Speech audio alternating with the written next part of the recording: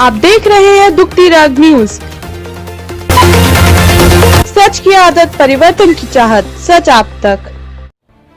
मुत्तहदा अरब इमारात के ज़रिए इसराइल को तस्लीम करने के बाद ये ख़बर बहुत ज़ोर शोर से उड़ी थी कि जल्द ही अब रियाज़ की तरफ से ऐलान होगा कि सऊदी अरब ने इसराइल को तस्लीम कर लिया है। और ये बात बाकायदा सच भी है, क्योंकि तस्लीम करे या ना करे, बैकडोर चैनल तो इसराइल के साथ सऊदियों का बहुत पुराना खुला हुआ है।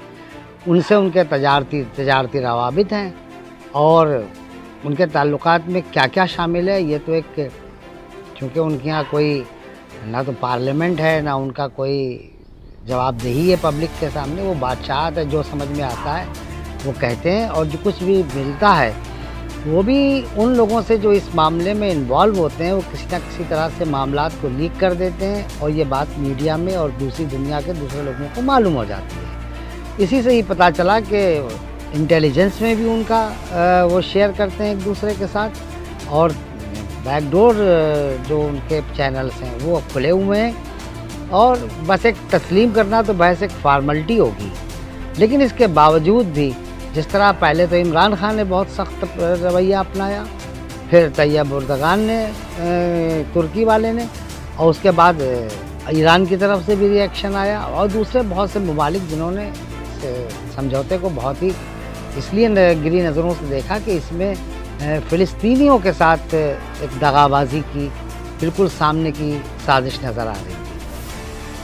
अच्छा, अब सवाल ये था, दिन ब दिन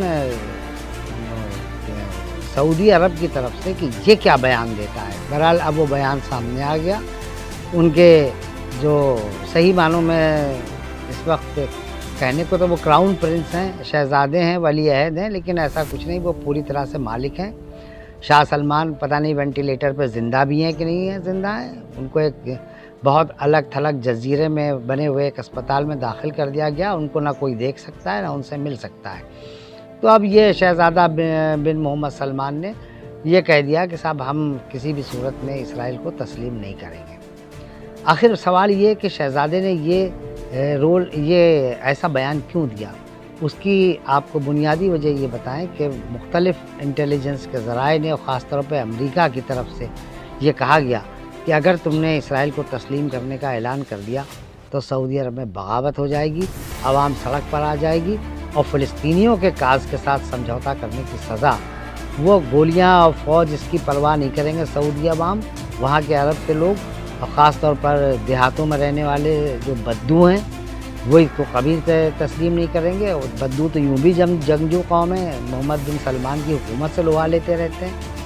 तो उन्होंने कहा कि ये जो है सूरत हाल तुम्हारे हाथ से निकल जाएगी, लिहाजा मोहम्मद बिन सलमान को आकर के मतलब ये कहना पड़ा कि नहीं हम इसराइल को तस्लीम नहीं करेंगे। सऊदी अरब फ़िलिस्तीनियों के मफाद को बाला समझता है। बहरहाल ये जो था पूरी सूरत हाल, जिसकी वजह से शहज़ादा मोहम्मद बिन सलमान को अपने कदम पीछे खींचने पड़े। ये अलग बात है कि बैकडोर से उनके पूरे चैनल इसराइल के साथ खुले हुए हैं, उनसे बातचीत होती है, उनसे बाकायदा तजारतें हो रही हैं, और सब खुफिया है।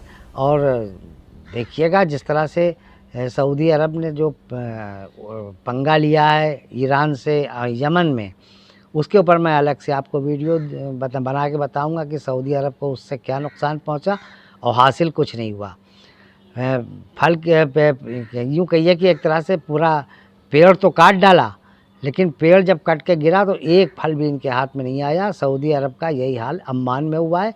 बहुत बुरी तरह से इनके नुकसानात हुए हैं। आराम को इनकी तबाह कर दी वहाँ के हौसी बागियों ने। ये सब बातें, इस पर मैं आपको अलग से एक वीडियो बना के दूंगा। फ़िलहाल तो ये कि क्या वजह थी कि सऊदी अरब ने इसराइल को तस्लीम नहीं किया, मुझे बताना ये मकसूद था। सो मैं आपके खिदमत में वो ताज़ा तरीन इत्तला पेश कर रहा हूँ। अब आइंदा भी जो डेवलपमेंट्स होंगे उनसे DRN के नाजरीन बाखबर रहेंगे। ये मैं बिल्कुल नज़र रखे हुए हूँ उस पूरे खित्ते पर, और जो नए डेवलपमेंट्स होते हैं मैं उनको लेकर आपकी खिदमत में फिर हाजिर होऊंगा।